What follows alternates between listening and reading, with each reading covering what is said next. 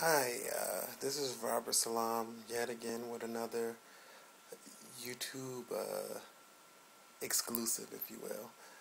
I just want to comment on what I think is the ridiculous assertion that people have concerning President Obama's commentary this past week in regards to his support for the construction of the community center in New York City, which has been infamously labeled as the World Trade Center or Ground Zero Mosque. He hit all the points, I believe, properly. He talked about what it means to be American and the values that this nation espouses and what we actually stand for. However, typically, Republicans and other far-right individuals couldn't wait to jump on his comments to somehow say that he was,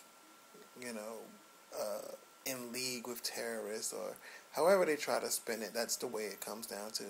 The sad part is that if we were to look at this statement, if it was given by any other president in the past, if President George Bush gave this speech, or a Republican senator, anybody, it would be hailed as one of the great speeches for religious tolerance and American values.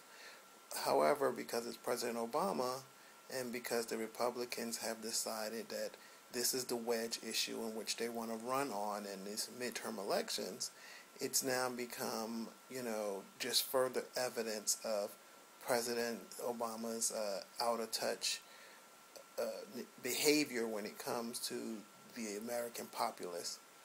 One of the things that I've been writing about on my blog, and which I think is essential to this quote-unquote debate, is where all this vitriol and these commentaries coming from. And the truth is, it's really what I call the architects, politicians and people who make their money off of writing anti-Islam books and anti-Islam websites, who go to these speaking engagements for tens of thousands of dollars to just rant and rave about how quote-unquote evil Islam is. It's a way to manipulate the very real fears of Americans as a tool to prop up themselves. Had this not been an election year, this probably wouldn't be an issue. And as the great article on Salon.com that was just posted points out, this whole commentary about the Cordoba house began in 2009, December 2009, without a bleep. In fact, Daisy Khan, the wife of Imam Rauf, part of the board behind the Cordoba house, was on Fox News, and Laura Ingraham even said, "I think what you're doing is a great idea." And it was spoken mainly in positive lights until noted anti-Islam bigot Pamela Geller, who you can probably find me debating on YouTube as well, came out with her propaganda and her, typical evil rantings against Muslims and Muslim Americans. And we're going to remember who we're dealing with when we say Pamela Geller. This is a woman who once tried to say that Malcolm X might be the father of President Barack Obama. So she's not really in her right mind, but people pay attention to these people because they say the things that they wish they could say. So I want to say a couple of things that others probably wish they could say, but they have political offices and reputations to protect, whereas people like me, who I don't really care. One of the things need to be said, that these tea baggers and tea partiers and these right-wing extremists who are claiming to be patriots, it really upsets me, because most of these chicken hawks, most of these commentators have never worn the uniform of this nation, have never served in this country's military, have not been to war, combat, or anything to give back to this nation, protect her constitution, and defend against all enemies, foreign and domestic. However, there are many Muslim Americans, I am among one of them, who have served and fought honorably for this country. There are many Muslims that are in Iraq and Afghanistan fighting in the general war against terror, who have died and given the ultimate sacrifice. And it's really unsettling and upsetting to me not just as a veteran, but just as an American, that we've allowed the debate to get this foolish to where we can single out an entire group of Americans for a campaign issue. And that's what the Republican strategists are calling this right now. They're calling this a low-hanging fruit wedge issue.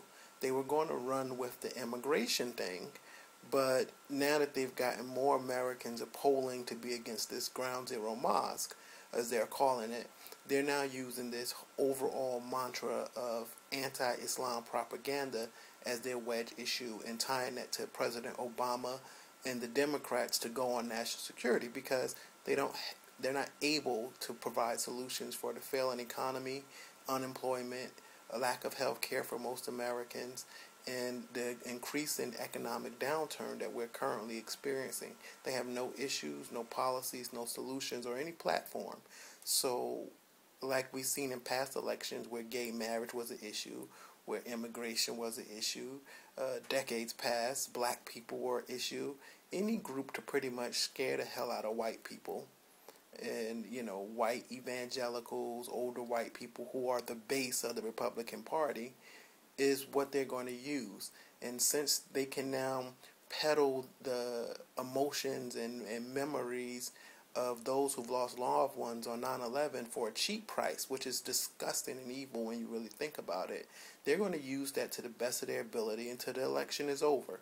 And I guarantee you, win or lose, that once the election is over, we're not going to hear anything else about this Cordoba house. We're not going to have Fox News and other conservative sites featuring all the mosque constructions around the country and trying to promote this as some kind of Islamization of America, because it's no longer going to be an issue. And those people who are supporting these politicians, people like Newt Gingrich, who, would actually say on national television that what we do as Americans should be tempered by what a country like Saudi Arabia does, goes to show you how far some of these Republicans are willing to go to peddle hate and to distort the memories of those who have died and fought in these wars against terrorists. And what's really interesting when you think about it, and President Obama actually brought it up, these people who are claiming to be so afraid of terrorists and feel so threatened by Muslims have nothing to be statistically scared of. Muslims have more to fear from terrorists than any other demographic on this planet. Muslims in Muslim countries have a greater chance to be blown up while going to the market than any American shopping in Walmart or going to Starbucks in middle America. The terrorists have killed hundreds of thousands at this point of Muslims, yet they claim to be Muslims. But what we see is a bunch of right-wing activists claiming to be so afraid and shaking their boots that they now have to go and persecute otherwise loyal Americans who give to this country, who are per capita more educated, make more money, and give back to society per demographic than almost any other demographic in the U.S. Look it up. So it's really disgusting when you think about it, and no one really wants to just call these guys out for being peddlers of hate and cowards, because they don't have any facts to back up anything they say. They come up with terms with like Sharia is trying to be imposed, as if Muslims who are less than 1% of the U.S. population are going to somehow circumvent the United States Constitution and the three branches of government and impose a document that does not exist. Sharia is a concept. It's just ridiculous, some of the things that they're saying. But what it really boils down to, which no one is really willing to say, they are playing on this Southern white strategy, where they know that there are a bunch of white people in America who still have issues with people who are different than themselves. And they can use, if they can use code words and any other way to demonize another group and rally that white bigoted base, they're going to do it. And they're going to do it to get election, to get in power, and to make money. And that's what it boils down to. And no one really wants to say it. They can call me biased, or I'm a black guy, so I'm using a proverbial race card. But we've seen it time and time again. When push comes to shove and the GOP has their back against the wall, they will use whatever tactic is necessary, and the greatest thing they have with their sleeve is their base, which is 98+% old white males. It just is. Those are the facts. That's the exit polls. Race was a factor when Obama was elected, with the majority of white people who voted for McCain and Palin saying that it was his race. That's the exit polls. Race was a factor. It's really sad when you look at America and you look at where we're going and the world we want to leave to our children, because if we don't do anything about this, if we sit back and acquiesce, if we sit here and be apathetic and hope that the crazies go away, we may find ourselves living in an environment where today it's the Muslims, tomorrow it's the Hispanics, and then who's next?